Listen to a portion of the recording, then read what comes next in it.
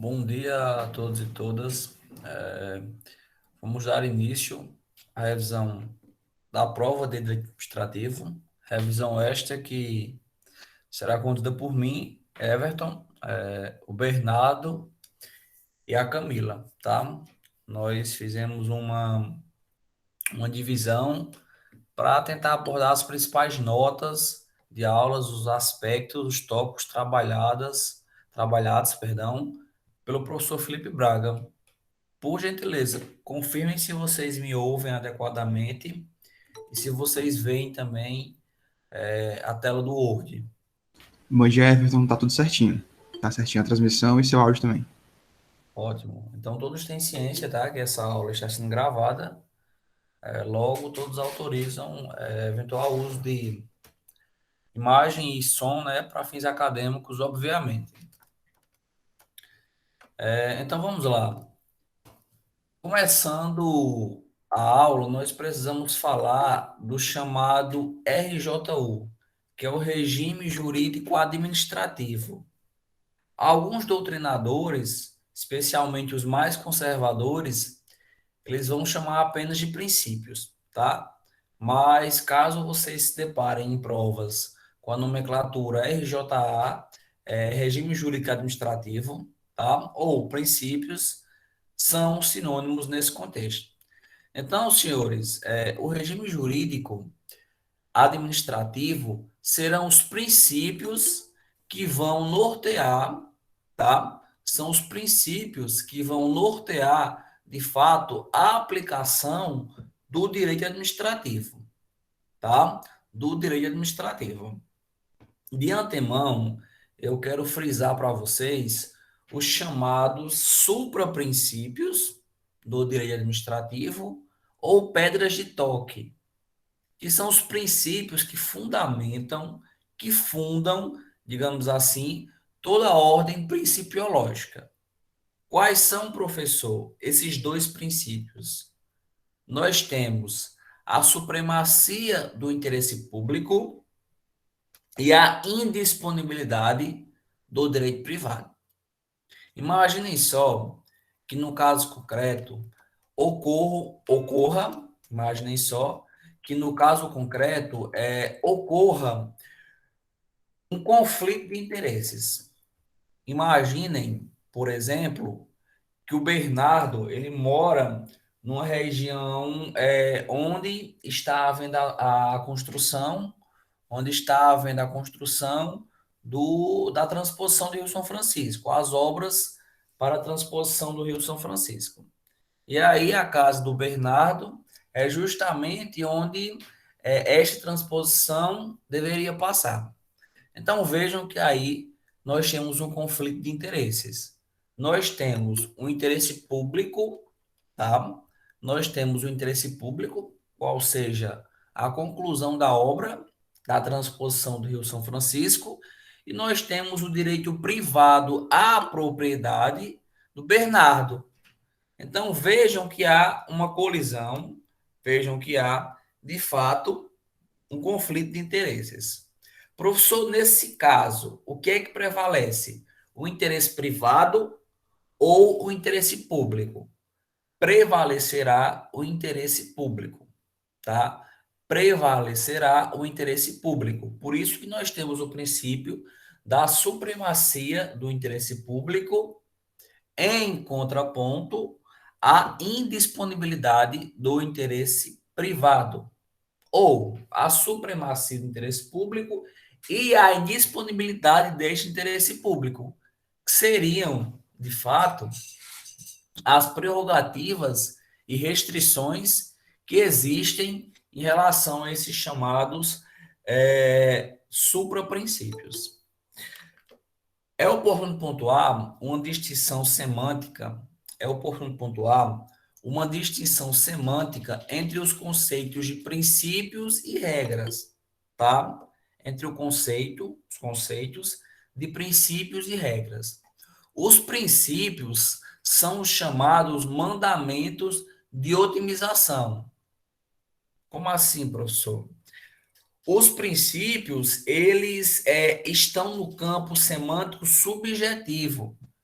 eles não estão propriamente ditos positivados, ou seja, escritos na lei. Por isso que eles não se excluem.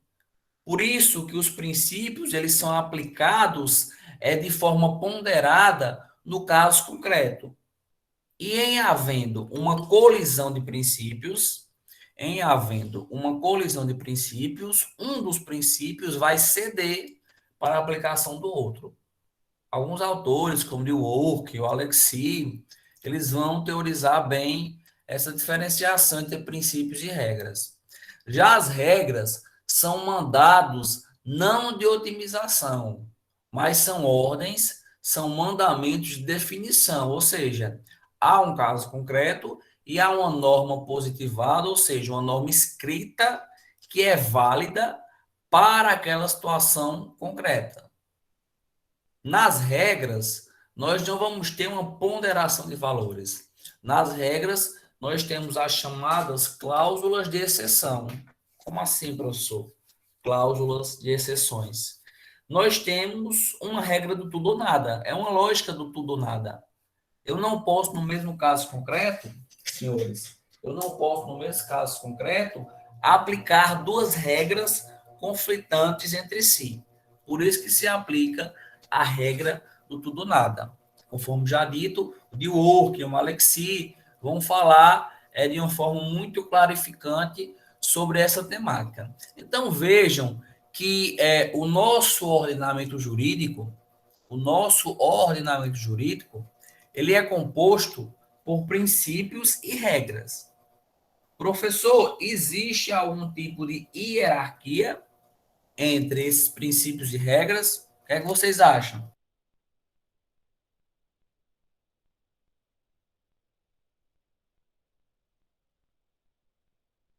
O que é que vocês acham, pessoal? Existe algum tipo de hierarquia entre princípios e regras? Isso é importante para a prova de vocês. Não. Não existe, tá? Então, se porventura aparecer na prova que o princípio X é mais importante do que o princípio Y, vocês vão marcar, obviamente, incorreto, tá? E aí, lembrem-se, o direito administrativo, ele tem dois alicerces, conforme eu já disse, supremacia do interesse público, no caso, sobre o interesse privado, e a própria indisponibilidade do interesse público. São as prerrogativas e as restrições.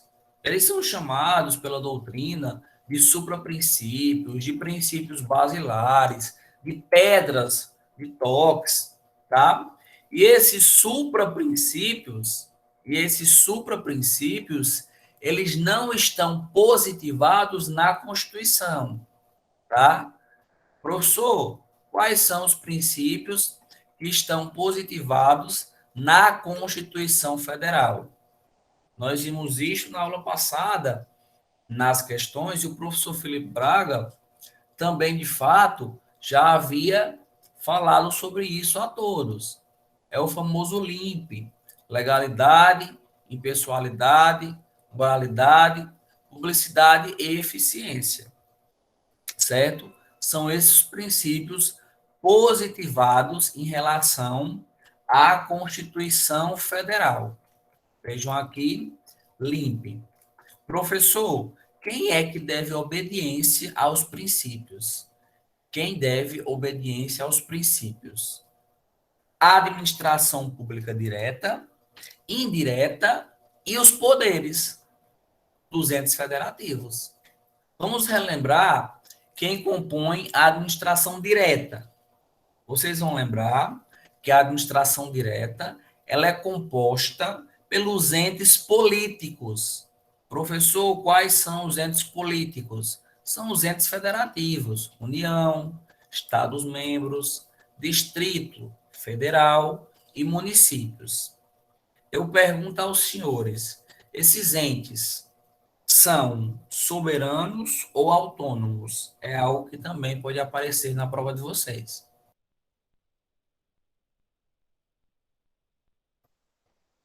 Exatamente, Emanuele, são autônomos. Quem tem soberania é somente e tão somente a República Federativa do Brasil, representada pela União para fins de direito público externo. Mas se cai na sua prova apenas União, você vai dizer que a União tem autonomia, assim como os estados, assim como o Distrito Federal, assim como os municípios, tá? Então, todo mundo que compõe a administração direta, não importa se do Poder Executivo, se do Poder Legislativo, se do Poder Judiciário, não importa. Todos devem obediência aos princípios. Vamos relembrar quem é que compõe a administração indireta: autarquias, fundações públicas, sociedades de economia mista e as empresas públicas, certo? Então, a legalidade, a impessoalidade, a moralidade, a publicidade, a eficiência, tá? Lembrando que eficiência foi o último princípio expresso que foi positivado na nossa Constituição. Vamos falar da legalidade. E aí, eu preciso que vocês tenham em mente a diferenciação da legalidade particular para a legalidade administrativa. Vou dar um exemplo para ficar muito claro. Imagine só que Bianca, ela é uma particular. Bianca, ela é um particular. Bianca, ela pode fazer rigorosamente, Bianca, ela pode fazer rigorosamente tudo que a lei não proíba. Então, se a lei não proíbe Bianca de praticar a conduta X, nós estamos falando da legalidade particular. Essa lógica não se aplica ao direito administrativo. Porque para o direito administrativo, quando falamos em legalidade administrativa, eu estou dizendo que a administração pública, eu estou dizendo que o administrador, ele só pode fazer exatamente, expressamente, o que a lei expressamente manda ou autoriza. Então, no direito administrativo, não impera o jargão de quem cala consente, tá? Todos conhecem esse jargão coloquial. Quem cala consente. Isso não existe no direito administrativo, tá? A legalidade administrativa nos diz que o administrador, a administração pública, só pode fazer aquilo que a lei expressamente manda ou expressamente autoriza, tá? Então, é importante que nós façamos essa diferença da legalidade administrativa para a legalidade particular, certo? Sigamos. Impessoalidade. Professor, quando o senhor fala de impessoalidade, o senhor se refere a quê propriamente dito? Senhores, a coisa pública, ela deve ser gerida para satisfazer a coisa pública, ela deve ser gerida para satisfazer o interesse público. Eu pergunto a vocês, imaginem só que Pablo, ele é o prefeito de Fortaleza. Pablo, ele pode, por exemplo, divulgar a campanha de vacinação contra a Covid da seguinte forma: vacina do prefeito Pablo para a cidade de Fortaleza. Ele pode ou não? Não, Pode ou não? não pode. Não pode. Porque a vacina não é do Pablo, prefeito de Fortaleza. A vacina é do poder público. Ou seja, a atuação pública deve ser voltada para o interesse público e não para o interesse particular. Por isso que há uma vedação expressa na nossa Constituição que as propagandas, que os atos administrativos não contenham o quê, professor? Imagens, símbolos, ou seja, qualquer coisa que denote uma promoção pessoal. E esse princípio da impessoalidade, ele está umbilicalmente ligado a outros princípios.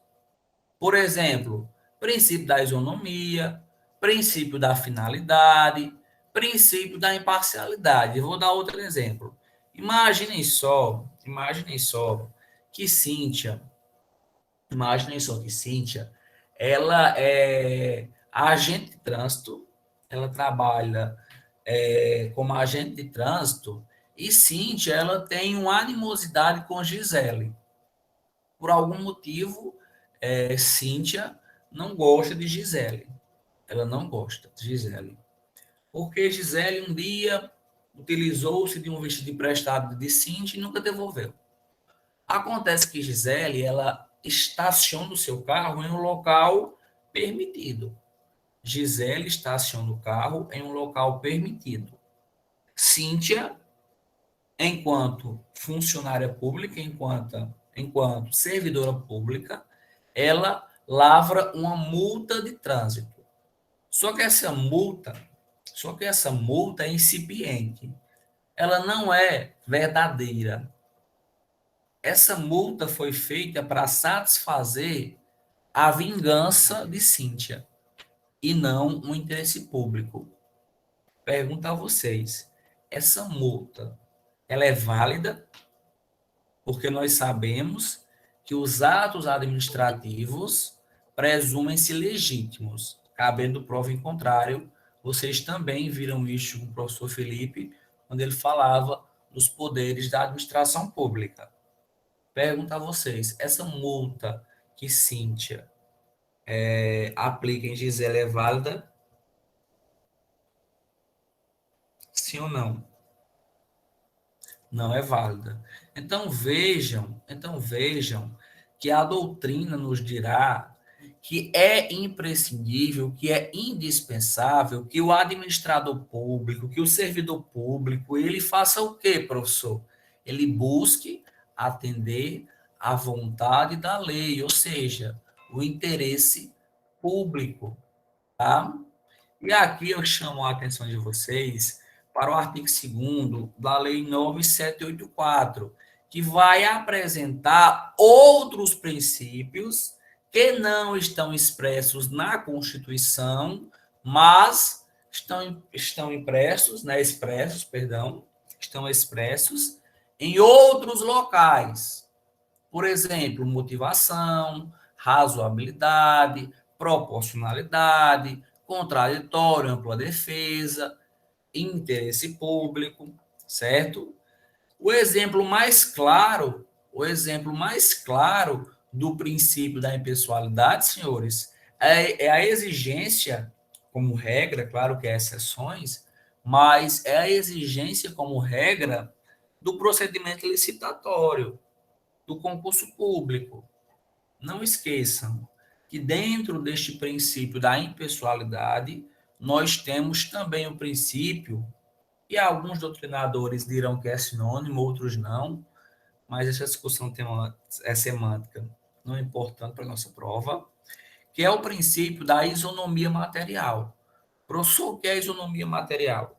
É tratar iguais como iguais e desiguais na forma ou na medida da sua desigualdade. Certo? Avançando. Princípio da moralidade. Professor, o que é esse princípio da moralidade? Especificamente, da moralidade administrativa. É agir com honestidade, é agir com boa fé, é ter atitudes corretas, certo?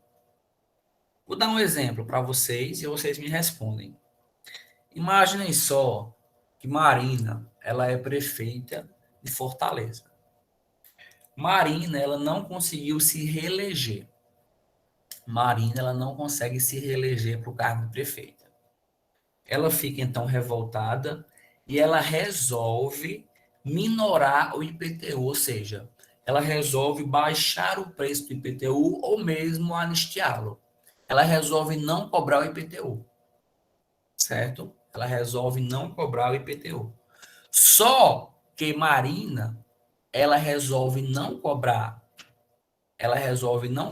o IPTU para prejudicar o próximo prefeito, que foi o prefeito que a venceu nas eleições.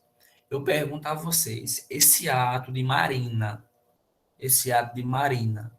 de diminuir ou mesmo extirpar o IPTU, é legal ou é esse ato de Marina? Ele é legal ou ilegal? Ilegal. Vamos lá, pessoal? É legal ou ilegal?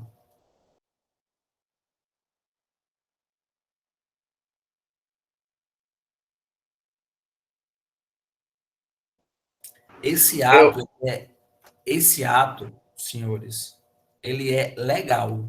Por que, professor, ele é legal? Ele é legal porque, de fato, é de competência dos municípios a instituição de impostos, de IPTU. Só que eu pergunto a vocês, esse ato de Marina, ele é moral ou ele é amoral? Amoral. Amoral. Por que, professor, o senhor está dizendo isso? Porque é possível, eu quero que vocês notem isso a propósito. É possível que o ato seja legal, ou seja, ele está conforme a lei, mas que não seja moral. Eu pergunto a vocês, um ato legal, mas amoral, ele vai ser válido ou inválido?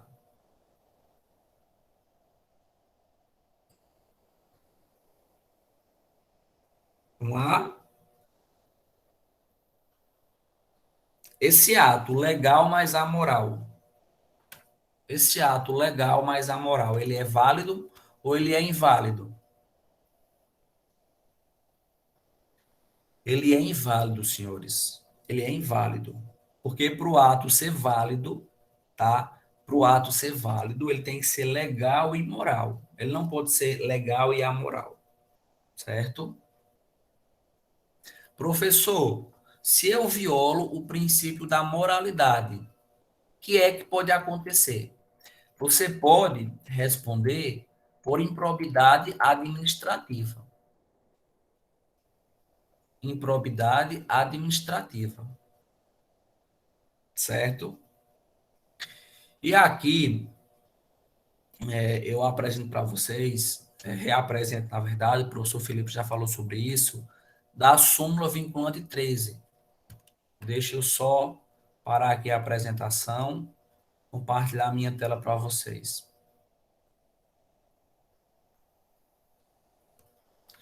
Confirmem para mim se vocês estão vendo minha tela. Estamos sim, Everton. Ok. Vamos fazer a leitura da súmula vinculante 13, ela é importante. Vejam o que diz a súmula vinculante 13. Primeira dica de prova. Vocês estão vendo aqui esse 3, súmula vinculante 13. Então, se aplica a parênteses até o terceiro grau, tá? Muitas provas colocam até o segundo grau. Não é, até o terceiro grau. A nomeação de cônjuge, companheiro ou parente em linha reta, colateral ou por afinidade, até o terceiro grau, inclusive da autoridade nomeante ou do servidor da mesma pessoa jurídica, investido em cargo de direção, chefia ou assessoramento, para o exercício de cargo em comissão ou de confiança, ou ainda de função gratificada na administração pública direta ou indireta, de qualquer dos poderes, da União, dos estados, Distrito Federal ou municípios, compreendido o ajuste, perdão, mediante designações recíprocas, viola a Constituição. Ou seja, eu não posso nomear pessoas até o terceiro grau para exercerem cargos de confiança, de chefia, de assessoramento na administração pública. Porque isso é um ato que viola a moralidade.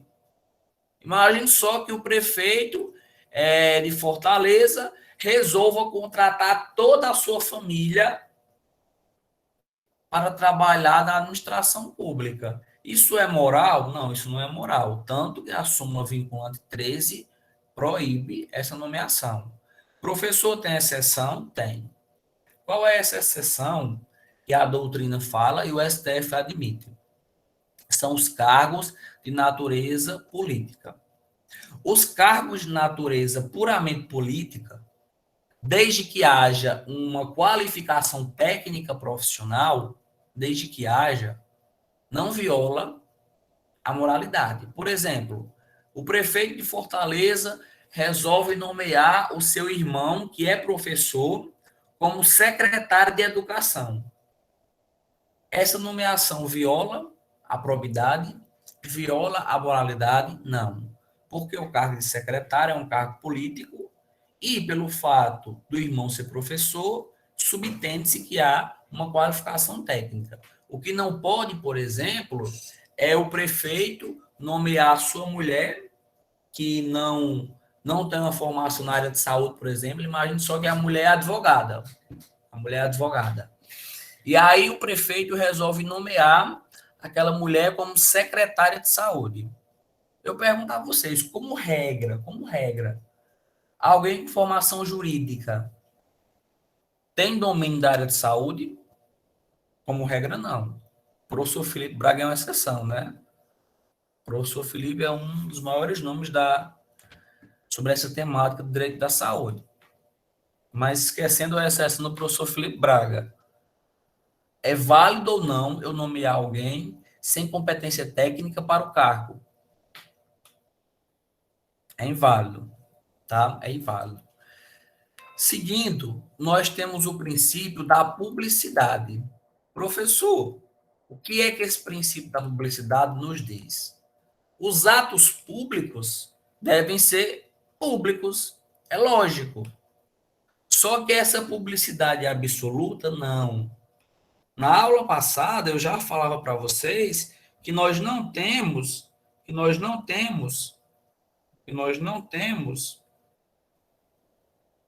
direitos absolutos, certo? Então, eu pergunto a vocês, é possível, no caso concreto, que haja algum tipo de sigilo? Sim ou não?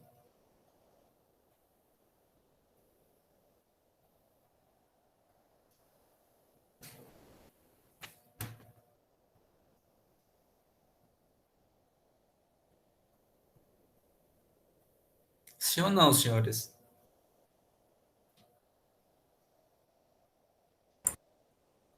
Pode repetir a pergunta, professor, por favor? Eu perguntei se é possível algum tipo de sigilo na administração pública, ou se sempre tem que ser público os atos. Não, acredito que existe sigilo, sim. Exatamente, tá? É possível sim, é possível sim, é possível sim que alguns atos sejam sigilosos, por exemplo, para proteger a própria segurança do Estado, da sociedade, algum ato de instrução processual e afins, tá? Quando eu falo, quando eu falo do princípio da publicidade, é importante eu dizer também para vocês que esse princípio da publicidade, ele é relativizado especialmente nos casos processuais em que há algum tipo de segredo de justiça. Geralmente, na prática forense,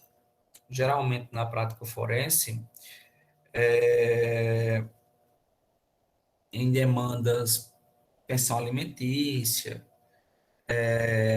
divórcio, guarda, tutela, adoção, enfim, são exemplos que a publicidade ela pode ser relativizada, ok? Professor, princípio da eficiência. A administração pública, ela deve se pautar por alguns parâmetros.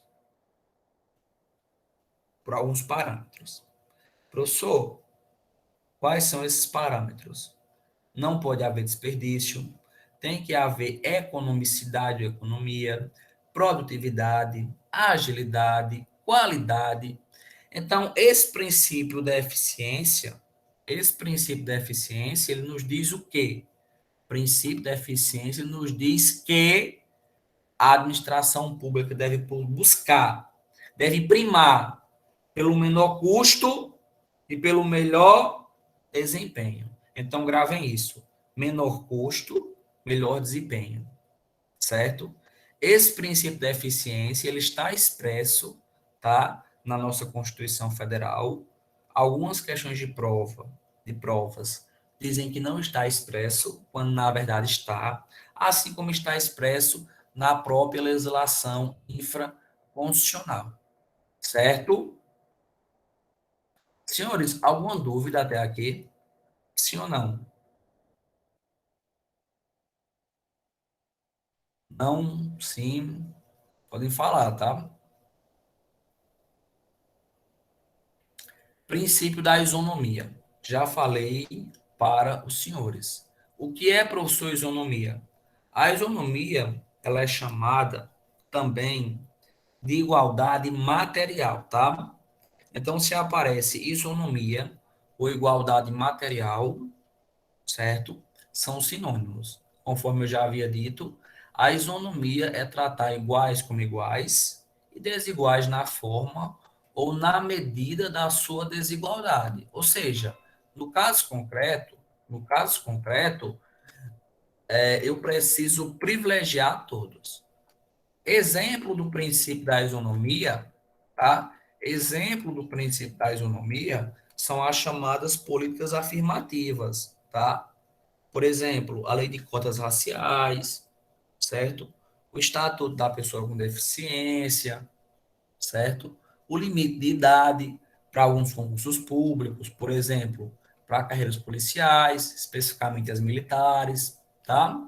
Então vejam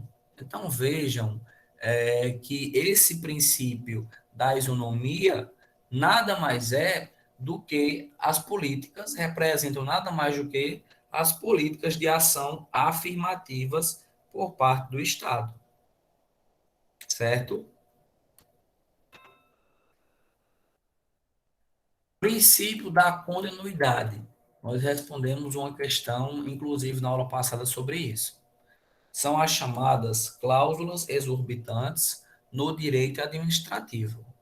Professor, o que é essa cláusula exorbitante?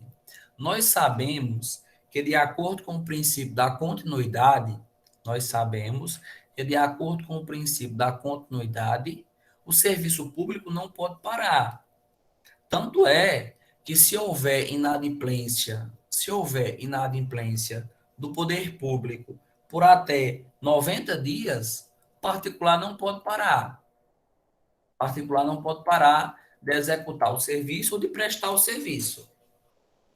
É uma, na verdade, das chamadas cláusulas exorbitantes. Professor, direito de greve. O servidor público pode fazer greve? Sim. Tá?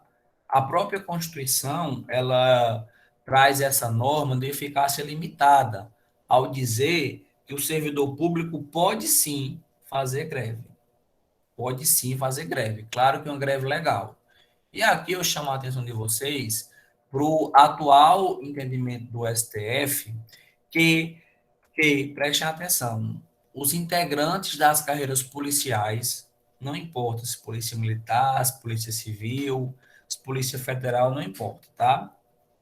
O Supremo Tribunal Federal entendeu que os integrantes das carreiras policiais não podem fazer nenhum tipo de movimento grevista. Entendido, pessoal? Isso está aparecendo em provas, certo? Integrantes das carreiras policiais não podem fazer nenhum tipo de movimento grevista. Vejam que é uma exceção à própria regra, certo? Princípio da razoabilidade. Esse princípio da razoabilidade, ele se desdobra em outros princípios. A exemplo, o princípio da proporcionalidade. Professor, o que é ser razoável? O que é ser proporcional? Imaginem só que Pedro, ele sempre foi um servidor público exemplar. Pedro sempre foi um servidor público exemplar. Nunca faltou ao serviço, sempre foi muito probo nas suas ações, sempre foi bastante eficiente. Determinado dia, Pedro havia saído com a namorada para comemorar o aniversário da namorada. Pedro bebeu muito e acabou acordando no outro dia com a famosa ressaca. Pedro não foi ao médico, não tinha nenhum atestado verídico de fato, porque ele não estava doente até, mas Pedro faltou ao serviço, ele não foi trabalhar. A primeira vez em 20 anos que Pedro falta ao serviço. Mesmo doente, Pedro ia trabalhar, nunca colocou atestado médico, enfim, era um funcionário exemplar. Perguntar a vocês, é razoável que Pedro seja, por exemplo, demitido a bem do serviço público porque faltou um dia no serviço? É proporcional? Não é. Então, vejam que dentro desse princípio da razoabilidade, dentro da proporcionalidade, eu tenho que buscar a adequação entre meios e fins. Ou seja, eu tenho que adequar-me à necessidade do caso concreto nesse caso concreto, eu tenho, portanto, que analisar a situação fática através justamente do princípio da razoabilidade ou proporcionalidade. Pergunto a vocês: o Poder Judiciário pode analisar o mérito do chamado ato administrativo? Não. Isso é muito importante. Isso é muito importante, cai muito em prova. O Poder Judiciário não pode analisar o mérito do ato administrativo. Professor, o que é o mérito? É o juiz de conveniência e oportunidade. É o juiz de conveniência e oportunidade. O Poder Judiciário, ele só pode analisar a legalidade. A legalidade. Ok? Alguma dúvida até aqui, senhores? Não. Autotutela. A autotutela, ela é representada, a autotutela, ela é representada por dois institutos. Professor, quais são esses institutos? Anulação e revogação. Anulação e revogação.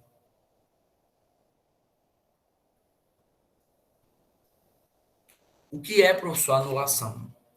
Eu anulo atos ilegais e eu revogo atos inoportunos e inconvenientes. Repito, eu anulo atos ilegais e eu revogo atos inoportunos e inconvenientes. Atos ilegais, revogação, atos inoportunos ou inconvenientes. A anulação, senhores, ela produz efeitos retroativos ou não retroativos. Isso é importante, certamente estará na prova de vocês. A anulação, ela promove efeitos retroativos ou não retroativos. Falei isso na aula passada, tá?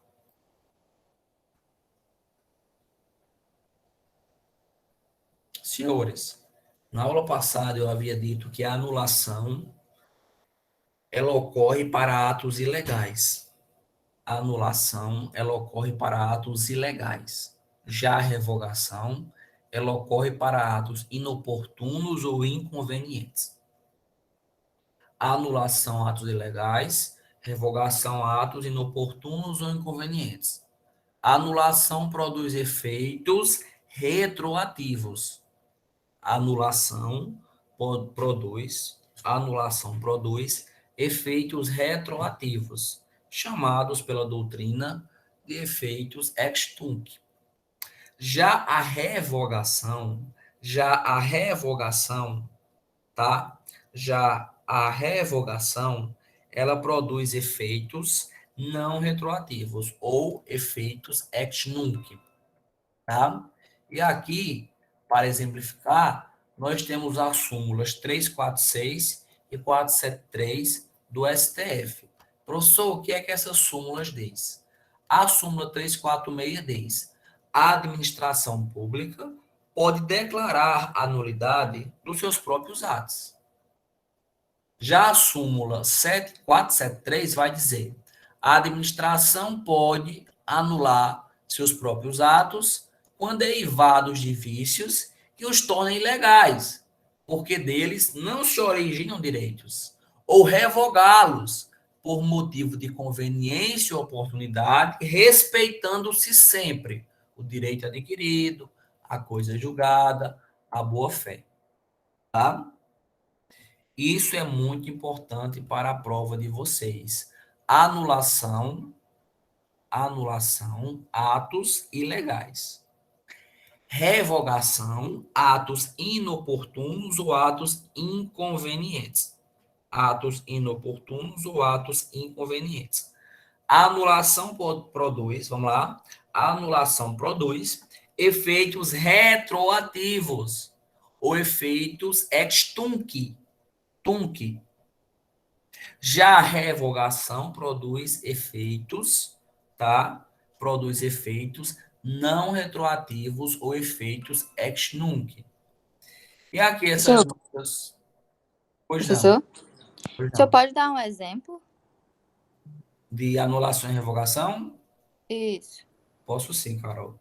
Imagine só, Carol, que você seja servidora pública do estado do Ceará. Você é servidora pública do estado do Ceará. Você tem competência para atuar, por exemplo, você é juíza de trabalho. Imagine só que você é juíza de trabalho, Carol. Você como juíza do trabalho, como regra, você pode julgar casos criminais, como regra, não. Claro que há exceções, mas como regra, não. Só que há um caso criminal que um parente seu está envolvido. E você julga esse caso para favorecer este parente. Para favorecer esse parente. Favorecer esse parente. Eu pergunto, Carol, esse seu ato foi ilegal ou inoportuno? Esse seu ato, Carol, Inoportuno, não? foi legal. Por que foi legal? Porque você não tem competência legal para a prática desse ato. Por isso que eu não posso dizer que ele foi inoportuno. Ele foi ilegal, porque você, Carol, juíza do trabalho, não possui como regra competência para julgar casos criminais, por exemplo, homicídio. Compreendeu? Entendi. Agora imagine só, que você, Carol, como juíza do trabalho, você seja também a diretora do fórum. E enquanto diretora do fórum, você representa o próprio Estado. Só, Carol, que você emite uma portaria, um circular, na verdade. Você emite uma circular dizendo: olhe, nos dias 24 e 25, por ser São João, eu vou decretar ponto facultativo. Você, como juíza do trabalho, como diretora do fórum, você pode decretar esse ponto facultativo? Pode. Isso não é ilegal, isso é legal. Agora, imagine só que o fórum que você trabalha está com altíssimas demandas trabalhistas. Altíssimas demandas trabalhistas. Seria mais oportuno, seria mais conveniente que você não decretasse ponto facultativo. E você, pelo contrário, estimulasse os servidores a irem trabalhar no dia 24 e no dia 25 de junho. Você pode revogar o seu ato? Pode. Porque você está revogando um ato que ele é legal, tá? Um ato que ele é legal, certo? Mas não é oportuno ou inconveniente. Então, a anulação, ela recai sobre atos ilegais, certo? Ilegais. E a revogação, inoportunos ou inconvenientes.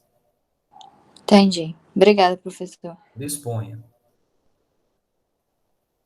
Alguém tem mais alguma dúvida em relação a isso? Professor, eu queria saber um exemplo de um ato inoportuno.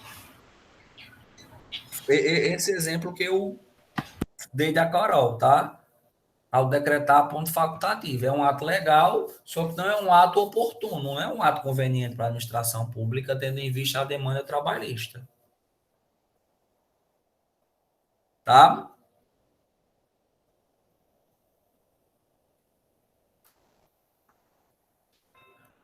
Senhores, o direito administrativo ele vai ter algumas fontes. Quais são as fontes do direito administrativo? Nós temos uma fonte primária. Qual é a fonte primária? É a lei. A lei é a fonte primária do direito administrativo.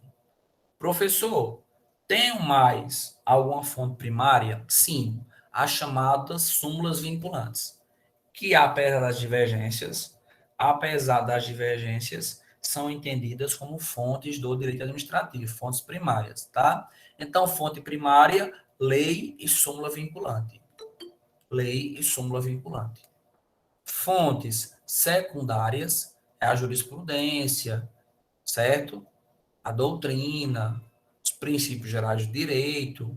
Isso, vez ou outra, também cai em prova, tá? Fontes primárias e fontes secundárias, certo? Senhores, então eu acho que é isso a minha parte especificamente desta revisão. Estou vendo aqui só se tem algo que eu não falei. Princípio da motivação. Não falei para vocês ainda. E a teoria dos motivos determinantes. Também não havia falado. Para encerrar de fato. Professor, o que é esse princípio da motivação? Os atos públicos devem ser motivados. Devem ser motivados. E esses motivos têm que serem verdadeiros. Esses motivos precisam ser verdadeiros. Porque se não forem verdadeiros, eles serão nulos. É isso que nos diz, sinteticamente, o princípio da teoria dos motivos determinantes.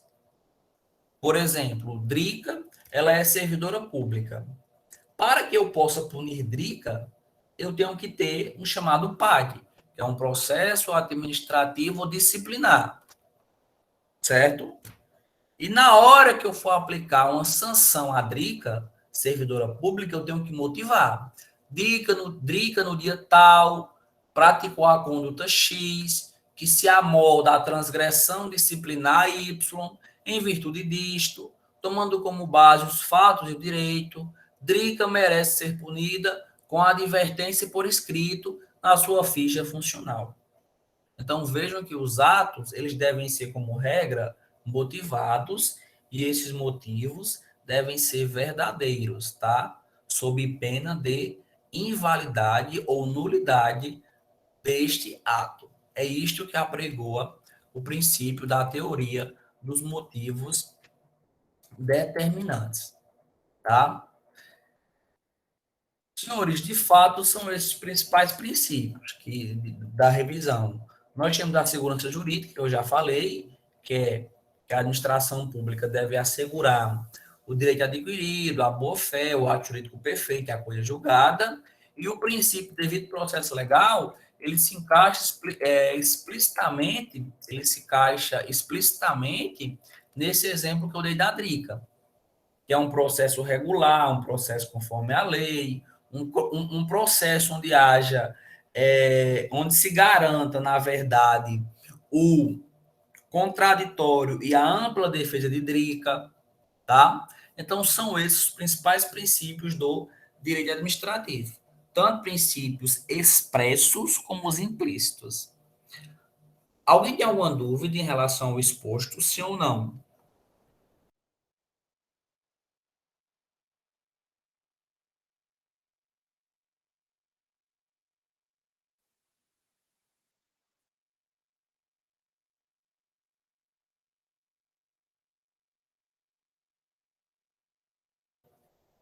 Bernardo, você me ouve? Opa, ouço sim. Você, É, você vai dar vou sim. continuidade? Sim, vou sim. Você pode aceitar a transmissão da tela aí? Eu acho que tem que aceitar. Peraí, deixa eu começar aqui. Não, eu tenho que só parar a minha, não Tá, preciso. deixa eu colocar aqui a Vê aí se minha. você consegue. Deixa eu ver aqui, só um segundo. Pessoal, quem tiver alguma dúvida e porventura não quis falar na aula, pode falar comigo no próprio grupo ou, enfim, no privado. Eu estou à disposição de todos, tá? Tá aparecendo minha tela, bonitinho? Isso, tá aparecendo, sua Tá, tela do ok. Meet. Certo, eu vou colocar aqui no slide. Só um segundo. Oi, gente, bom dia. Tá aparecendo o slide, certinho? Tá sim. Pronto, vamos lá, né? Bem, eu fiquei com a parte inicial ali das notas de aulas 1 e 2, e eu queria começar falando com vocês agora um pouco sobre o direito administrativo em si, né? Deixa eu voltar aqui para o comecinho. Então, vamos lá. Segundo a descrição da Maria Silvia de Pietro, o direito administrativo é o ramo do direito público que tem por objeto órgãos, agentes e pessoas jurídicas administrativas que entregam à administração pública a atividade jurídica não contenciosa que exerce e os bens de que utiliza para a consecução de seus fins de natureza pública, né? Então, vamos lá. De onde é que surge, né, o direito administrativo? Bem, ele tem relação direta, né, com a consagração dos ideais da Revolução Francesa, de 1789, e o surgimento do Estado de Direito, né? Então, o direito administrativo justamente vem numa época que começa ali na Revolução Francesa, onde o Estado não era limitado pela ordem jurídica, e a gente sabe que ele também não era responsabilizado, né, por qualquer dano que ele realizasse. Então, era aquela coisa mesmo do poder absoluto, onde o poder se concentrava na mão de poucos ou de um só. Então, as limitações ao poder estatal e a proteção dos cidadãos, né, devem ser e foram justificadas por 3 conquistas revolucionárias da Revolução Francesa, né, que seria justamente alguns princípios também, e o primeiro deles sendo o princípio da legalidade, né, que é justamente se relaciona com a submissão do Estado à lei. O Estado é aquele que cria a lei, mas ele também obedece às próprias leis que ele criou, certo? E isso substitui aquele governo dos homens, né, para um governo da lei, certo? E aí a gente tem o princípio também da separação dos poderes, que é o que eu vou dar um enfoque maior, porque geralmente é o que aparece nas questões. Tinha até algumas questões na revisão que falavam sobre isso, né? E aí, como é que funciona essa divisão? Eu vou chegar mais na frente. Mas eu queria falar também um pouco sobre a Declaração dos Direitos do Homem e do Cidadão, que são aqueles direitos mais básicos, sabe? Que, enfim, é o direito à liberdade, enfim. E isso tudo vem de uma forte influência da época da Revolução Francesa, certo? Então, vamos lá. Passando aqui para frente, vou chegar agora no contexto mais do Brasil e esses 3 poderes, né? O Brasil, ele é uma república federativa, né? E a gente separa aqui no seguinte: a forma de Estado é federada, né? Que são as federações, os estados, com uma certa autonomia, e a forma de governo é republicana, né? Então, como é que isso funciona? Vamos lá.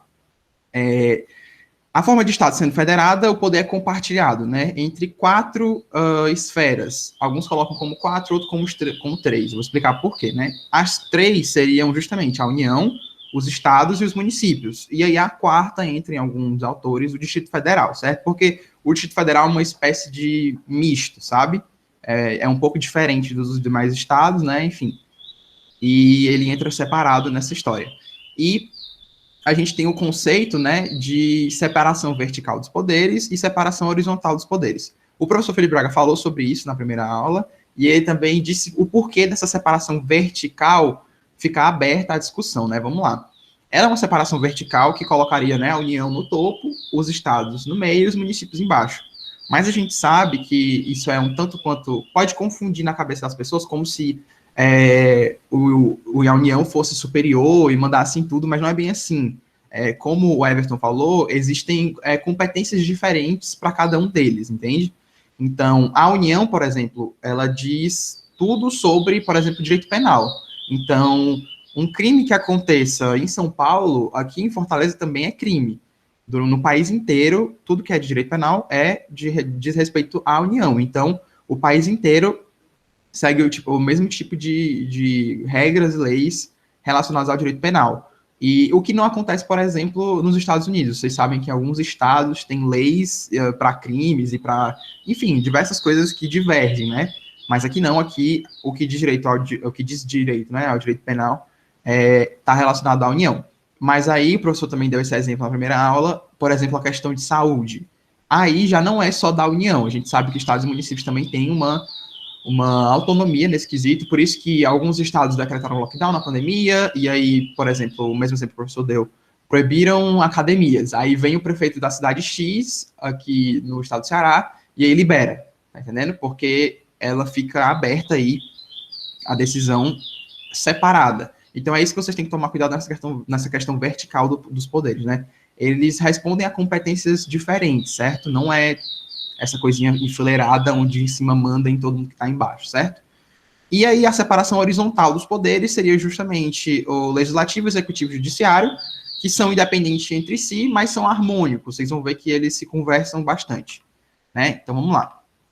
Partindo agora para a teoria dos três poderes, a gente tem aqui um mapa mentalzinho bem tranquilo, falando de onde é que surge, né? Que a gente tem a nova República Francesa, a Constituição dos Estados Unidos e a Constituição do Brasil, né? Depois dessas duas. E aí a gente tem as ideias do iluminismo, que incentivaram muito a descoberta científica, questiona-se aquela questão do direito divino na época da monarquia, que tudo era, enfim, uma pessoa só mandava porque ela foi escolhida por Deus, e a gente divide os poderes, né, em executivo, legislativo e judiciário, diminuindo esse risco de não existe mais praticamente o despotismo, e também a autonomia e equilíbrio entre os poderes, né, o poder deixa de ser de uma pessoa só. Então, a gente parte aqui para as funções dos três poderes, certo? Isso que é importante, que eu acho que é o que principalmente cai em questões, certo? Que são funções típicas e atípicas de cada poder, né? Então, vamos lá. O legislativo tem o poder, tem a função atípica, a função típica, né, dele, de legislar e de fiscalizar contábil, financeira, orçamentária e patrimonialmente o executivo. Ele fiscaliza as contas, certo? E aí, porém, né, por outro lado, o que geralmente cobra na questão, são também as funções atípicas dos poderes. E como função atípica do poder legislativo, a gente tem a sua natureza executiva, que ele exerce essa natureza quando, por exemplo, ele dispõe sobre a sua organização, ele prove cargos, ele concede férias, licenças, enfim, isso aí ele está administrando a sua própria organização, está realizando uma função de natureza executiva. E também a natureza jurisdicional do legislativo, que é quando o Senado julga o presidente da República nos crimes de responsabilidade. Então, ele está julgando, e isso é feito pelo legislativo. E aí, agora, passando para o poder executivo, né, a função típica do poder executivo é justamente a de administrar, de chefia de Estado. Ele chefia de Estado, de governo e os atos da administração. Porém, o executivo também exerce natureza legislativa, justamente quando, por exemplo, o presidente, por exemplo, né, adota uma medida provisória com força de lei. O executivo atuando de natureza legislativa. E também existe, né, por outro lado, a natureza jurisdicional, quando o executivo atua julgando, né, e apreciando defesas e recursos administrativos, certo? E aí, agora falando do judiciário, ele tem como função típica justamente julgar, né, ele diz o direito no caso concreto e dirimindo os conflitos que lhes são reservados quanto à aplicação da lei. E aí, função atípica do órgão do judiciário, né? De natureza legislativa, ele tem o regimento interno dos seus tribunais, e de natureza executiva, ele também administra, concede licenças e férias aos magistrados e aos serventuários. Ele está ali, de novo, administrando, fazendo uma função executiva dentro do próprio órgão. E aí agora vamos passar aqui para o poder e o nível, né? como é que ficam esses órgãos na divisão entre federal, estadual e municipal. Bem, o legislativo, né, no Congresso, no âmbito federal, a gente tem o Congresso Nacional, a Câmara dos Deputados, deputados federais e o Senado Federal, composto pelos senadores. No legislativo, a nível estadual, a gente tem a Assembleia Legislativa, que são os deputados estaduais, e no legislativo, a nível municipal, a gente tem a Câmara Municipal dos Vereadores, né, os vereadores. E aí, no executivo, no âmbito federal, a gente tem o presidente da República, o vice-presidente e os ministros. O executivo, no âmbito estadual, a gente tem o governador, o vice-governador e os secretários. E o executivo, no âmbito municipal, a gente tem prefeito, vice-prefeito e o secretariado. Pronto. Partindo para o judiciário agora. No âmbito federal, a gente tem o Supremo Tribunal Federal, o Superior Tribunal de Justiça, tribunais e juízes federais, e eu acho que vocês lembram da primeira nota de aula, eu não vou bater muito nessa tecla, mas aquela divisão do judiciário, que a gente tem todos os tribunais militares, enfim, toda aquela divisão, que eu não vou falar muito porque eu não vejo muito sendo cobrado em algumas questões, certo? Então, eu trouxe aqui algumas questõezinhas, e eu gostaria agora da participação de vocês, que é para a gente tentar responder essas questões de acordo com o que eu falei. Vamos lá, primeira questão. Os poderes do Estado, legislativo, executivo e judiciário, são independentes e harmônicos entre si. Marque a alternativa que consta a função típica correta do poder citado. Lembra, eu estou pedindo a função típica, certo? Então, vamos lá. Primeira opção, o poder legislativo tem a função judicial. Segunda opção, o poder legislativo tem a função administrativa. Terceira opção, o poder executivo tem a função administrativa. E a última opção, o poder executivo tem a função judicial. Vocês acham que a resposta é qual dessas quatro? O Poder Executivo tem a função administrativa. Pronto. Eu acho que é uma C também. Poder Executivo tem a função administrativa. Show. Então, guardem aí que daqui a pouco eu vou mostrar o gabarito. Agora, lembrem-se, alguns falaram C, eu acho que no chat alguém falou, certo. Meu terceiro tem C. Vamos lá para a questão 2, que no próximo slide já tem a resposta. A tripartição dos poderes da União foi consagrada no artigo 2º da Constituição Federal de 1988, que prevê a existência independente e harmônica do Legislativo, do Executivo e do Judiciário. Com relação a esse assunto, julgue o item, né? Vamos lá, o item é o seguinte. Cada poder do Estado tem sua atividade principal, também denominada função típica, e as suas atividades secundárias, que lhes são imputadas pela lei, denominadas funções administrativas. Você acha que é verdadeiro ou falso?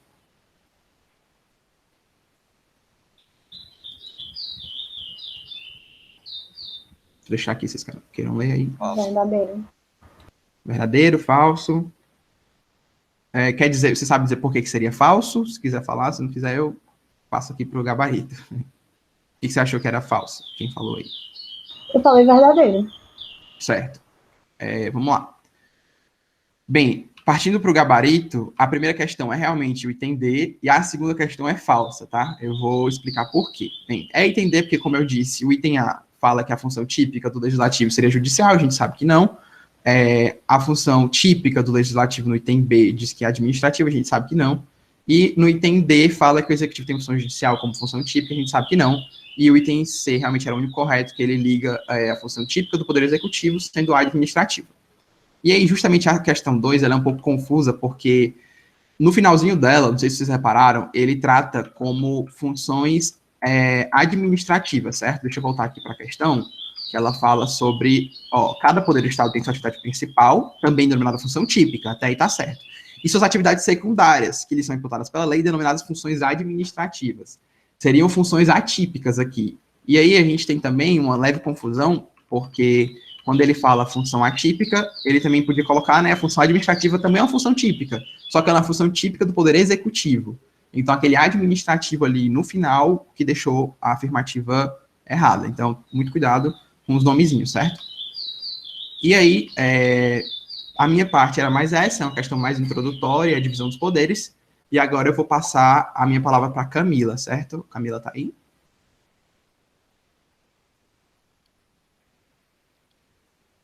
Pronto, eu vou compartilhar o slide, tá, Camila? Só um segundo.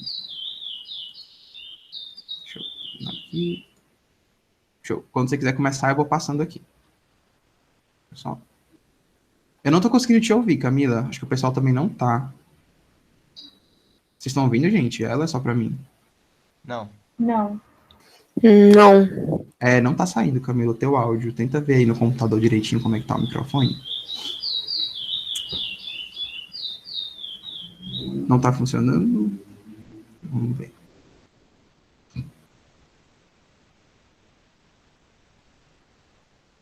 tudo bem, a gente espera sim, pode resolver por aí. Tudo bem, tudo bem.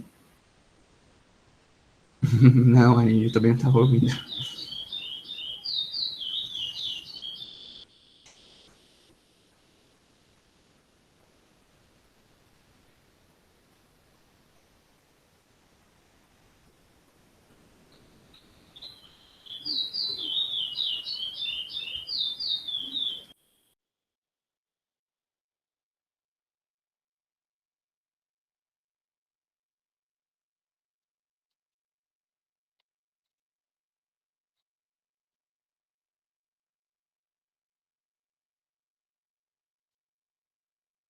Everton, tu tá por aí?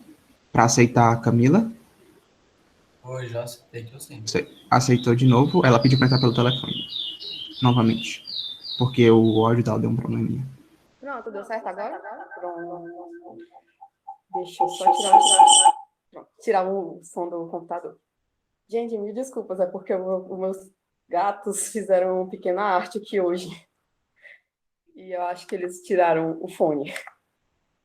Pronto, é para começar. Bom dia, meu nome é Camila, eu fiquei responsável pela parte da organização da administração, órgãos públicos e agentes públicos, com a passagem por administração indireta. Você vai passar para a próxima? Começando, a gente começar da parte mais geral, né, gente? A organização da administração. Eu tentei colocar mais ou menos de acordo com as notas de aula do professor. Para início, eu queria falar um pouquinho sobre essa parte de direito constitucional, que se você for estudar na parte específica de concurso, você vê mais isso em direito constitucional, que é a divisão entre forma de Estado, forma de governo e sistema de governo, que apesar de estar em direito constitucional, é muito importante para que seja entendido de forma correta a divisão que ocorre no direito administrativo. Para a forma de Estado, eu coloquei como palavra-chave poder político. Por que poder político? Para ficar uma forma mais de você entender direito. A forma de Estado ela é relacionada ao poder político, de onde vem esse poder político, ele se divide, ele é inteiro. Então, aí existe a divisão aí de unitário e federado. Como exemplo, para ficar um pouquinho mais claro, eu posso dar a França e a primeira Constituição do Brasil, quando a gente era um império, que não houve nessa época a subdivisão entre estados como ocorre atualmente. Geralmente ele é utilizado em locais com pequeno território, porque é mais fácil de gerir. E depois, a única vez que a gente teve isso na nossa história foi durante a Constituição do Império. Federado, nós temos o Brasil atualmente. Que o que é que acontece? Nós temos a União, que é o poder federal, e aí a União ela vai distribuir poder para as suas entidades federadas. Assim como acontece também nos Estados Unidos, apesar do processo de lá ser confederação, que cada estado ele possui a diferença basicamente é a forma como foi organizada. Aqui os estados surgiram, lá os estados se uniram. Mas não entra muito no mérito da prova, né? Formas de governo, coloquei como palavra-chave a forma como é a aquisição, o exercício e a transferência do poder político. Como assim, Camila? Como é que você conseguiu como é que o chefe do poder conseguiu chegar ao poder? Como é que é transferido o poder dele? E temos aqui a diferença entre a monarquia e a república, sendo que a monarquia, a gente tem a ideia daquela família que ela está lá desde sempre no poder e não tem exatamente um prazo constante, não existe eleição, eles estão sempre lá, enquanto que a república, a gente tem a eleição, a gente tem o poder do povo para decidir quem é que eles querem organizando o nosso país, politicamente falando. Por fim, a gente tem o sistema de governo. A palavra-chave que eu coloquei, essa aqui é um pouquinho mais complicada de entender, é relação entre poder legislativo e poder executivo. Como assim? Nós podemos ver que durante a relação do presidencialismo e parlamentarismo, né, que é a diferença entre os dois, são as duas classificações, que existe uma dependência ou uma interdependência entre esses dois poderes. No caso do presidencialismo, existe a independência. Os dois poderes eles são independentes, apesar de conversarem entre si. Já no parlamentarismo, não. Existe o poder lá que eles são interdependentes, eles dependem um do outro para a manutenção do poder. Não existe um tempo de mandato específico. parlamento, ele pode, por exemplo, chegar e dizer, não gostamos, não queremos mais esse presidente por tal motivo, e existe procedimento lá para retirada. É um pouquinho, digamos que é um pouquinho mais simples de trocar, não é? Nossa palavra não seria simples, porque depende muito do processo, mas que eles são interdependentes mesmo, a palavra é interdependentes. Também existe a diferença que, no presidencialismo, nós temos o poder, o chefe de poder e o chefe de governo na mesma pessoa, enquanto no parlamentarismo, não. O chefe de governo é um e o chefe do poder é outro. Passando para frente, a gente tem as pessoas jurídicas. Gente, desculpa que eu botei um pequeno erro aqui, que eu só percebi depois de colocar que era a Constituição Federal e não é, o Código Civil que diz isso. E eu ia, inclusive, ajeitar essa imagem antes que meus gatos destruíssem hoje. Então, essa ideia da pessoa jurídica, a diferença de pessoa jurídica, é muito mesmo de você seguir o que tem na lei, não tem muito o que discutir, não. O artigo 41, no caso, ele diz sobre as pessoas jurídicas de direito público, que é a União, estados, municípios, territórios, Distrito Federal, autarquias, inclusive as associações públicas, e as demais entidades de caráter público que são criadas por lei. É muito importante esse finalzinho, criadas por lei, eu vou explicar depois, porque é o que basicamente diz o que vai ter caráter público e o que vai ter caráter privado. O artigo 42, ele fala do direito público externo, que são os estados estrangeiros, e as pessoas que forem regidas pelo direito internacional público. E o artigo 44, sobre as pessoas de direito privado, que são as associações, sociedades, fundações, organizações religiosas, partido político, empresas, os demais tipos de empresa que funcionam. A gente já vê realmente como funciona uma empresa normal, né? Passando para frente, a gente passa para... esqueci, desculpa de dizer no início, a diferença que não existe, uma diferença simples entre a administração em sentido amplo e em sentido estrito. O amplo, gente, ele junta também com a ideia do poder político, enquanto o estrito, ele só fala da parte administrativa exatamente. Aí, passando realmente para a próxima parte, a gente tem a descentralização, a desconcentração e a centralização. A diferença, se você consegue entender o que é que está sendo dito, você consegue realmente saber a diferença de forma fácil. Mas, de qualquer forma, eu usei aqui também uns truques que eu utilizo para estudar para conclusão, são truques comuns, quem estuda para concurso sabe, para não realizar uma troca entre esses nomes, porque são realmente muito parecidos. A centralização, para início. Centralização é quando o Estado ele executa de forma direta, através de seus órgãos, dos seus agentes públicos, agentes administrativos, da administração direta, as suas atividades. Não existe uma interferência de outra pessoa. A gente pode dar aqui, por exemplo, uma escola pública. A descentralização. Eu criei aqui, não dá para ver direitinho, mas eu criei uma ênfase nas palavras E e N. C é N, desculpa. C é N. Por que C é N? Gente, descentralização cria entidade. Então, toda vez que você quiser saber a diferença, assim, que seja uma forma mais rápida de você lembrar, você lembra dessas palavrinhas, dessas letrinhas. C, E, N. Cria entidade. O que é isso? É quando o Estado ele vai criar, ele pega uma parte do poder dele e ele repassa para outra pessoa administrativa algumas de suas funções. Eu vou ter uma imagenzinha também para ver se deixa mais claro. A gente tem o triângulo do poder, representando o poder do governo, né, do poder da União, se repassando para pequenos triângulos que estão ao redor, que são considerados as entidades administrativas. A gente tem dois tipos. Existe a outorga ou por serviço, e existe a delegação ou por colaboração. Por que a outorga ou por serviço? A diferença? A outorga ou por serviço, geralmente, ela tem um prazo indeterminado. E é uma entidade política, digamos, o Estado, que ele, por lei, ele transfere a titularidade e a execução de algum serviço dele, de alguma atividade dele própria do Estado, para uma entidade administrativa.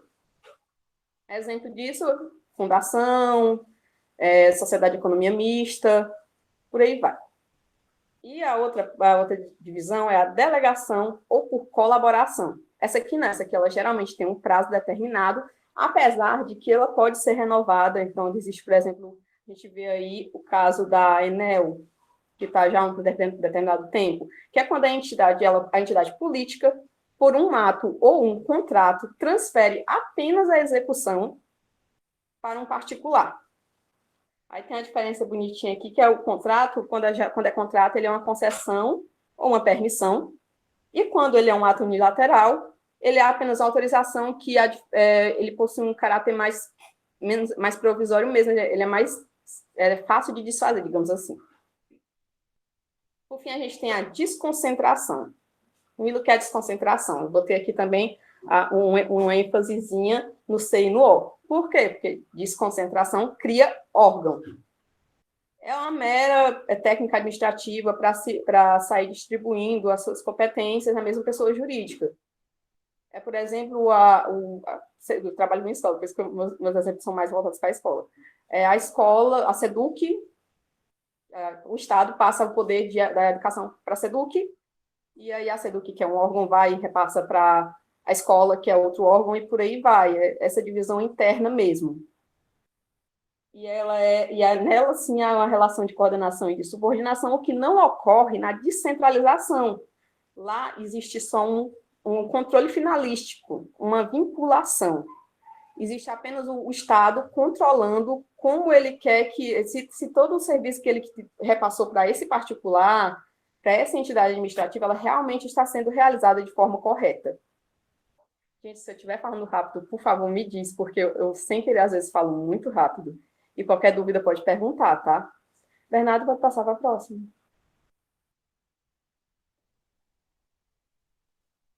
Administração indireta. A administração indireta, eu quero começar falando sobre a criação dela. Ela é regularizada pelo artigo 37, que diz que uma lei específica ela vai criar ou autorizar as autarquias, fundações públicas, empresas públicas e sociedade de economia mista. A diferença basicamente está nessa ideia de criar e autorizar. Como eu falei antes, criar, ela já meio que uma forma do Estado, da Constituição, de falar que essa entidade ela possui caráter público. Enquanto a autorização, essa lei ela só autoriza, ela não fala nada mais além disso, ela é basicamente uma forma de dizer do Estado que essa parte aqui, essa empresa, essa entidade administrativa, ela vai ser de área privada. Aí nós temos aqui as características comuns de todas, que, por exemplo, tem a vedação à acumulação remunerada de cargos, empregos e funções, assim como ocorre com os demais órgãos públicos, que fazem concurso, né? A sujeição aos limites de remuneração do teto, no caso federal, estadual, municipal. Investimentos públicos realizados, eles constam na LOA, que é a Lei Orçamentária Anual, e elas podem estar tanto, dependendo da forma da entidade, se ela é pública ou se ela é privada, ela está em um determinado canto diferente da Lei Orçamentária Anual, mas elas estão todas lá. Elas têm que constar na LOA. Sujeição ao controle legislativo e controle dos tribunais de contas. Ou seja, no fim, elas são controladas, como vocês sabem, desculpa, gente, o legislativo, isso. O legislativo, ele faz o julgamento das prestações de contas das áreas públicas, dependendo de cada setor, né? TCU, Tribunal de Contas da União, Tribunal de Contas do Estado, eles fazem o julgamento das contas dos poderes políticos, e assim como eles fazem dos poderes políticos, eles fazem também das entidades da administração indireta. Então, eles estão lá sujeitos ao controle do legislativo de suas ações e ao controle do Tribunal de Contas, que está lá auxiliando o legislativo nessa ideia de prestação de contas. São sujeitos à exigência de licitação e à realização de concurso público. Então, existe o concurso público para a autarquia, existe o concurso público para a fundação pública, existe o concurso público para a empresa pública e existe o concurso público para a empresa de economia mista também. Apesar de, dependendo da forma como ela é dividida, pode ocorrer a existência de um cargo que a pessoa é estatutária e no outro caso, ela seria empregado público. Eu vou explicar depois mais ou menos a diferença. Por fim, Tem a sujeição à lei de improbidade administrativa, eles respondem, objetivamente falando, pela lei, né? E os atos lesivos realizados pelas entidades da administração indireta, eles podem, sim, sofrer objeto de ação popular. Então, se a ANEEL fez alguma coisa errada, atendeu errado alguém, o cidadão tem o direito de ir lá e entrar com uma ação popular dizendo que eu fui prejudicado nisso, por isso, por isso, por isso. Aí vamos passar agora para as autarquias. As autarquias elas são criadas por lei, elas possuem a personalidade jurídica, patrimônio e receita próprio, para executar alguma atividade que ela é típica da administração pública. As características dela, ela é, por ser criada por lei, como eu disse anteriormente, ela possui um caráter jurídico de direito público. Ela também possui seus agentes, eles são, justamente por isso, eles são agentes estatutários, eles têm que cumprir a 8.112, possuem imunidade recíproca, imunidade tributária recíproca, os estados não podem ser tributados por outros entes. Deixa eu ver mais. O patrimônio deles é imprescritível, impenhorável e é sujeito ao regime de precatórios. Que é o regime de precatórios, é o regime do governo para dividir a forma de pagamento de algumas dívidas. E o patrimônio deles ele não pode ser você entrar na justiça e eu vou, assim como acontece na área privada, eu sei que o Estado tem aquele carro e eu quero que aquele carro ele seja penhorado para mim. Não existe isso, ele é imprescritível e impenhorável. Eles gozam de... desculpa, gente, tô nervosa. Eles gozam de privilégios fiscais e de privilégios à fazenda pública. O que é o privilégio à fazenda, na parte jurídica? O que é o privilégio processual? É aquela ideia de o prazo do Estado ele é diferenciado para responder processos na justiça. Também tem a ideia de que as suas dívidas prescrevem em 5 anos. E o seu, deixa eu ver aqui mais, está faltando alguma coisa? Não, isso mesmo. E uma observaçãozinha que as agências reguladoras, elas são autarquias em regime especial. Ou seja, as agências reguladoras, elas estão lá para, geralmente, fiscalizar, regular algum serviço, tanto público quanto da parte econômica. A gente pode dar, por exemplo, a ideia da Anatel, e elas são consideradas autarquias. Outro exemplo que a gente pode dar é o Bacen, que é uma autarquia em regime especial. O que é uma autarquia em regime especial? É um órgão que ele possui mais autonomia, eles dão mais autonomia para esse órgão e pela determinada atividade que ele exerce. Então, por isso, é considerado uma autarquia em regime especial. E o INSS é o outro exemplo. Passando para frente, a gente tem as fundações públicas, que são a personificação de um patrimônio que o patrimônio que ele é atribuído uma finalidade que tem que ser social, ou seja, é voltada para a educação, é voltada para a assistência social, para a saúde, por aí vai. Eles são criados por lei também e podem também ser autorizados por lei. A diferença é que vai ser aquela ideia que autorizadas, ela vai ser com caráter público, são chamadas também fundações autárquicas por conta disso, e quando elas são apenas autorizadas por lei, elas possuem caráter privado. Essa diferença de autorização e criação, ela vai também causar diferença na forma de contratação dos seus servidores. Quando ela possui caráter público, ela vai ter os servidores estatutários, quando possui caráter privado, vai ter empregados públicos. Por fim, a gente tem as empresas públicas e a sociedade de economia mista. É bom deixar claro aqui que, ressalvadas o que é dito na Constituição Federal, a exploração direta de atividade econômica pelo Estado, ela só é permitida quando é necessária à segurança da segurança nacional ou ela é necessária ao interesse coletivo do povo. E, basicamente, a diferença entre a empresa pública e a sociedade de economia mista é a forma como ela é organizada. Camilo, com o que você está querendo dizer? A empresa pública, ela possui um capital totalmente público E ela pode ser formada em qualquer um dos tipos de empresa, formas jurídicas de empresa. Não existe uma forma específica para que ela possa trabalhar. Já a sociedade de economia mista, ela tem o capital público e privado. E ela está sempre sob o formato de sociedade anônima. É uma coisa obrigatória do estatuto deles, eles possuem um estatuto específico que diz o que é que eles podem fazer, o que é que eles não podem fazer, e como a sociedade de economia mista e a empresa pública são organizadas. Apesar que existem exceções de empresas que não precisam seguir esse estatuto, a ideia é que a maioria tem que obedecer. Vou passar para o próximo. Só mais uma coisinha, eu queria dizer também que um exemplo de fundação pública, a gente pode dizer que uma bem rápida é a UES. A UES é a fundação pública, que ela se organiza para realizar uma atividade social, educação. Então, a UES ela é organizada pela FUNES, Fundação da Universidade Estadual do Ceará. A empresa pública, a gente pode considerar a ideia da Caixa Econômica, e de economia mista, a gente pode considerar mais comum de entender, para a gente entender, é a Petrobras, que a gente pode comprar as ações na internet, tudo mais. Por fim, a gente vai ter os órgãos públicos e os agentes. Para começar a falar um pouquinho sobre órgãos públicos, eu queria falar um pouquinho sobre a teoria do órgão, a teoria da imputação volitiva.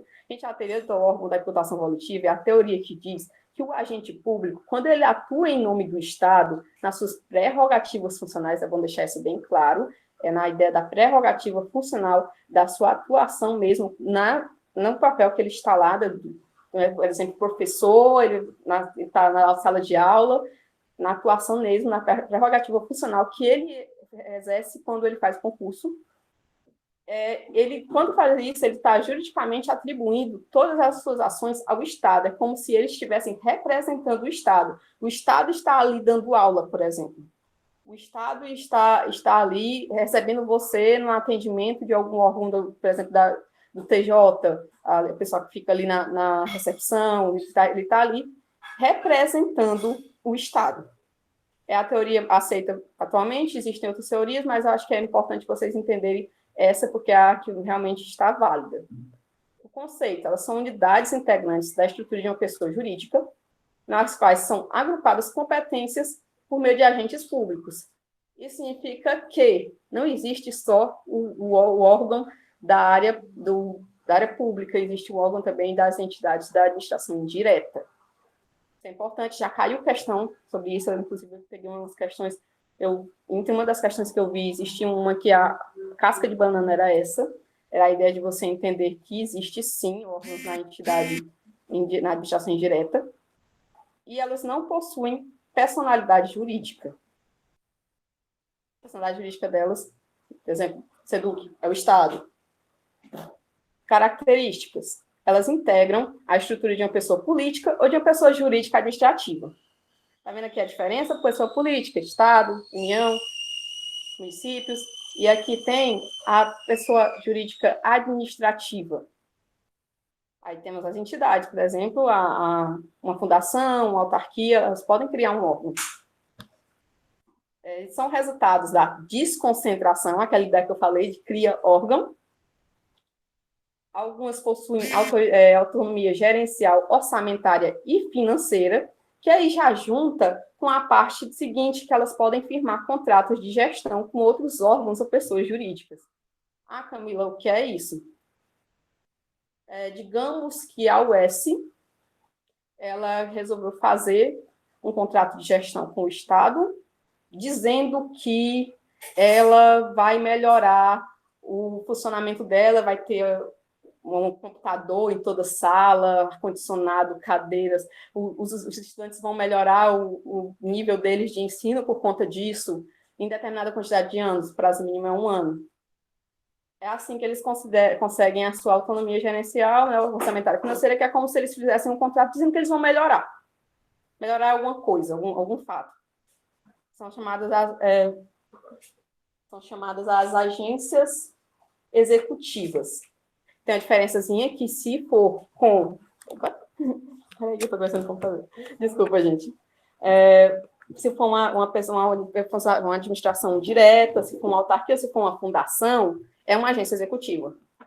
Se for da área civil, aí viram organização social. Essa diferençazinha tem que ser sempre observada. A próxima característica é que elas não possuem capacidade para representar em juízo, porém, algumas têm capacidade processual para defesa em juízo de suas prerrogativas funcionais. Eu vou dar aqui um exemplo para ficar mais claro. Alguns anos atrás, não lembro se vocês chegam a lembrar, mas a fundação da UES que realiza concurso, ela estava envolvida em algumas coisas, alguns procedimentos que meio que davam a entender que teve ilegalidade no concurso, que eles eram contratados. Então, eles foram chamados para fazer outro concurso, não lembro exatamente qual, não sei se era o TRE ou era a polícia, um dos dois. E aí, o Ministério Público chegou e disse, mas será que a UES possui realmente capacidade para realizar esse concurso? Será que isso não vai causar que tenha alguma outra irregularidade? Ela é uma fundação pequena, é um concurso importante. Então, o que é que o Ministério Público fez? Ele acionou o judiciário, tem que paralisar esse concurso. E quem é que eles colocaram como réu, digamos assim, falando de uma forma mais objetiva, para vocês entenderem que existe uma diferençazinha, mas para cá não vale. Eles botaram o Estado do Ceará, botaram a Procuradoria-Geral do Estado, que é quem representa juridicamente o Estado do Ceará, e botaram também a Fundação UES. Por que a Fundação UES estava lá? Ela não possui personalidade jurídica. Porque ela estava lá para defender a sua prerrogativa funcional de realizar o concurso. Ela estava lá para dizer, eu posso fazer o concurso sim, eu tenho como garantia a isonomia e todos os princípios lá para conseguir realizar o concurso.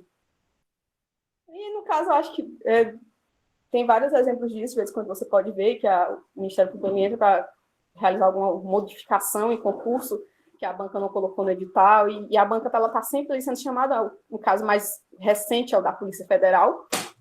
Eles não queriam, entrou vários órgãos que não querendo que tivesse sido realizado o concurso, e a CESP, ela entrou junto no processo e ela conseguiu autorização para realizar o concurso. Esse é outro exemplo. Por fim, elas não possuem patrimônio próprio, o patrimônio delas é da pessoa jurídica administrativa ou da pessoa política. Patrimônio de qualquer escola é do Estado. Escola pública, que eu digo, gente. O patrimônio de qualquer outra coisa, qualquer órgão interno que exista dentro da Assembleia Legislativa, ela é do Estado. Pronto, pode passar para a próxima. Por fim, a gente tem a ideia dos agentes públicos. Conceito. O agente público é toda pessoa física que ela exerça de forma transitória, sem remuneração ou com remuneração, por eleição, nomeação, designação, contratação, ou qualquer tipo de forma de investidura ou vínculo, que ela venha exercer um mandato, um cargo, um emprego ou uma função pública. Mandato, geralmente, parte política, da agente político. O cargo geralmente é o servidor público lá, que está lá no seu cargo. A função, ela pode ser considerada, por exemplo, a função, os comissionados, eles possuem uma função, eles não possuem um cargo. Aqui a gente vai ter a classificação, o professor usa a classificação mais conhecida, existem outras, mas essa é a mais conhecida, a que mais cai em provas. Se eu não me engano, é do Eli Lopes. Existe primeiro os agentes políticos, que são os integrantes dos mais altos poderes, altos escalões do poder. Ele é o presidente, ele é o governador. Observação: pessoas do Ministério Público também são consideradas agentes políticos, magistrados também são considerados agentes políticos.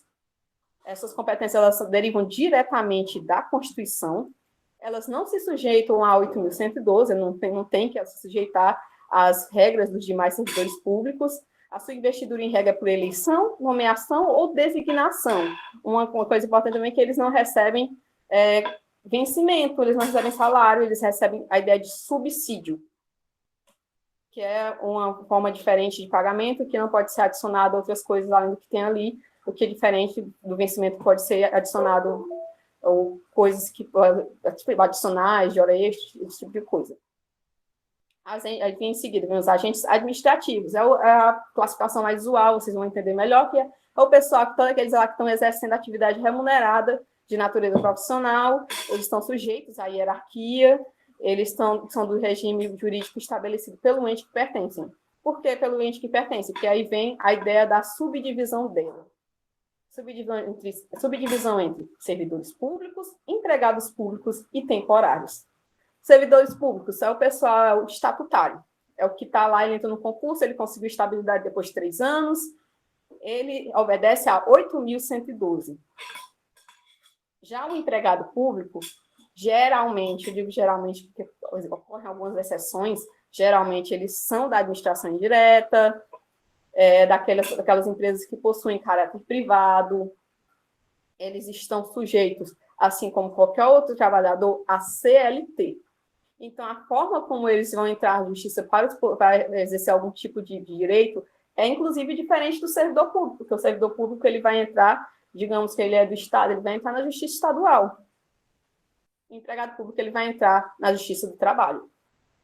Por fim, tem os temporários. Uma forma fácil de você verificar é só, por exemplo, ver a ideia do professor temporário na UFC, do professor temporário na escola pública.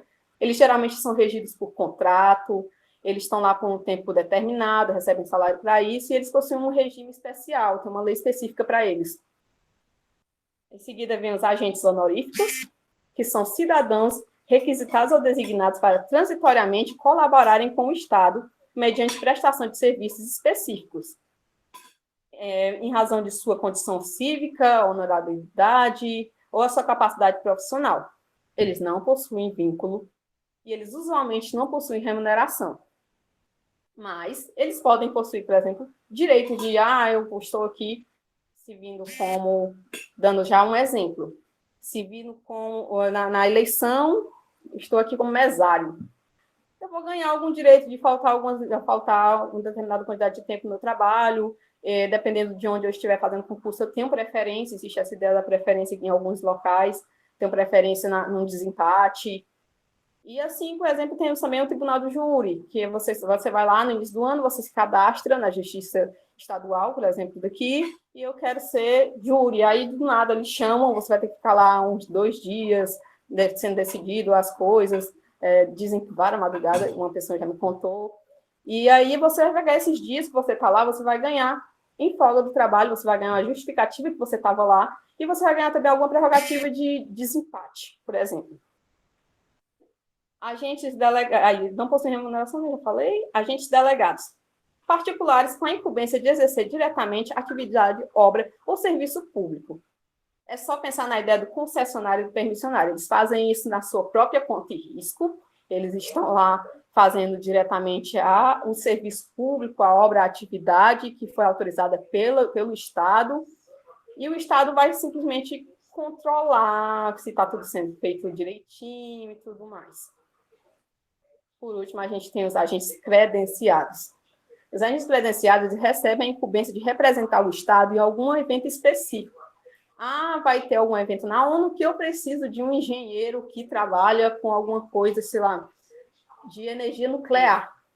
Mas no Estado, na União Federal, no governo federal, não existe ninguém que trabalhe com isso, ninguém que tenha esse conhecimento específico. O que é que a gente vai fazer? A gente precisa de um representante. Aí o governo federal vai lá, contrata uma pessoa que entenda disso, que fique claro, que dê para entender direitinho. E aí ele vai receber a remuneração da pessoa, do poder público que fez o credenciamento, e ele vai representar o Estado só naquela parte. Gente, eu peguei basicamente, eu fiz um resumo, essa é a parte que mais cai, geralmente, nas provas. É muito importante que vocês saibam, principalmente, a diferença da administração indireta, que é uma matéria que cai muito. Eu também fiz aqui umas questões que eu não dei tempo de eu dar para ser exibido, mas que, se vocês quiserem, eu posso repassar. São questões que eu botei também o gabarito direitinho para explicar por que está errado, por que está certo. Eu posso jogar no grupo, se vocês quiserem. E eu posso jogar também esse modelozinho, esse mapa mental que eu fiz, para que vocês possam dar uma lida que é mais fácil de você absorver, digamos assim, que você estudou, se você conseguir ver de forma objetiva. Esses mapas mentais, eu queria pegar um, na verdade, do Entender Direito, que é um site, pronto, eu vou enviar, gente, que é um site específico para mapa mental, mas eu não consegui, não tá meio difícil de conseguir, então o que é que eu fiz? Eu realmente peguei e fiz aqui um mapazinho mental que dá para falar direitinho sobre todas as partes que foi cobrada, mais ou menos, que o professor falou em aula. A gente manda, assim, a apresentação, então acho que é isso. Se o Bernardo quiser se despedir também aqui. Gente, muito obrigado, tá, pela presença de todo mundo. Eu queria falar que tá todo mundo disponível no grupo. Se vocês estiverem estudando ainda hoje de véspera, tiverem alguma dúvida, vocês podem entrar em contato com a gente. Eu acredito que todo mundo aqui está disponível. E eu espero que vocês tenham gostado da revisão, de verdade. E a prova vai ser tranquila, todo mundo muito bem preparado. Fiquem tranquilos. E boa prova pra todo mundo.